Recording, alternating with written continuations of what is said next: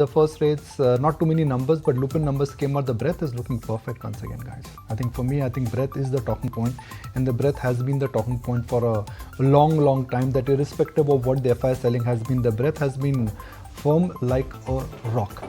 First movers, let's start addressing some of the big movers here. Newsmakers, Lupin newsmaker, Dr. Reddy news due today. That is the other one which also can be addressed. Then you have later this week L&T, then you got SBI, and let's see how those two stocks are moving in the run up to the numbers. Then PFC, REC. Let's not lose sight of these two stocks, and then the entire PSU basket, so to speak, railways, defense, metals. So I think PSU in a sense was like the crumbling point for the market yesterday.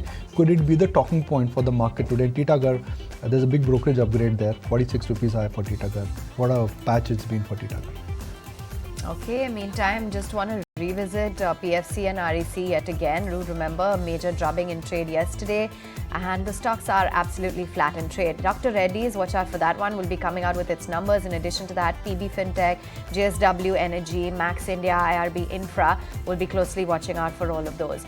Lupin as well, it's been a pretty disappointing set of numbers, pretty much on all accounts. That stock too reacting to its quarterly performance. Watch out for Happiest Minds as well, a quarterly result update where the dollar revenue growth was up 9% on a sequential basis.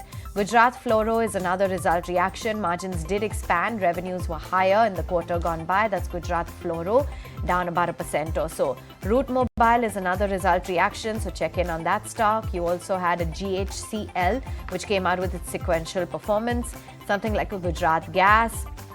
Arvind Smart, Godrej Consumer, of course, will be tracking quite closely with respect to its quarterly updates and the kind of commentary coming in. It was a net loss of about 1,893 crores on Godrej Consumer this time around. You also had something like a Fusion Micro, Bombay Dyeing, all of those counters came out with their numbers. A quick look at Z Media as well. There was one of the members Mr. Abhay Oja, who has been out of the company now. So a quick look at that, and those are pretty much all your newsmakers in today's trade. Kunal, let's get in a sense as to how you're reading into the first trades and what you make of the overall trade setup. So it's been an okay start for the indices. I don't expect too much of an activity, at least in the first half an hour, first 1 hour. But what we need to see in terms of data points is what happens to the VIX, whether it shoots up to 17.5 odd levels or not. That could probably create some bit of volatility. In terms of the opening trade, HUL is something which looks attractive. We've seen the entire FMCG basket doing pretty well. HUL is also on the verge of a flag pattern breakout in the short-term charts. So that's a trade which I'd look to trade in the open. I want to see what Marico also.